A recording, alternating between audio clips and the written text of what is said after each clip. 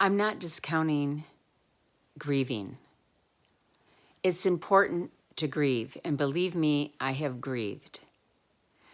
But if you're leading with your grief and your grief continues extended period of time with other people, you're going to limit the opportunities and the joy that's in front of you because you're so immersed and drowning in your own grief and pain. So how do you pull yourself out of that?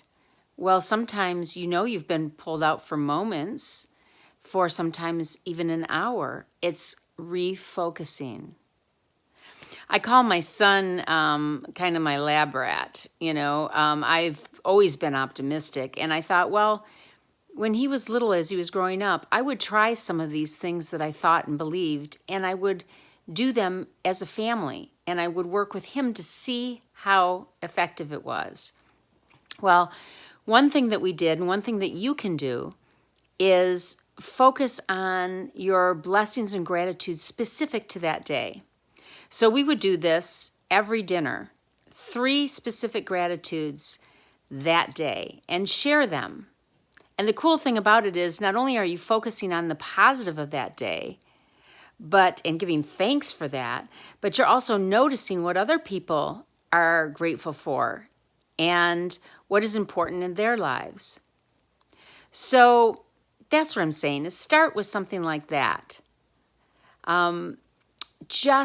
You could also write it down in a journal instead. You don't have to say it with people. You might be alone. There might not be anybody else.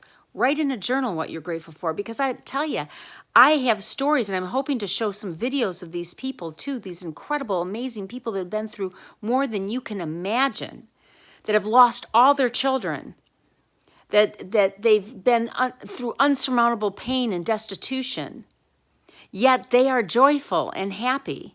Why? Because they're focusing on the positive and they're connecting to a higher source. Whether that is God, source, creator, whatever that is for you, I'm going to help you get that connection. It's that connection that will save your life and bring the most joy and happiness that you can imagine. Stay tuned.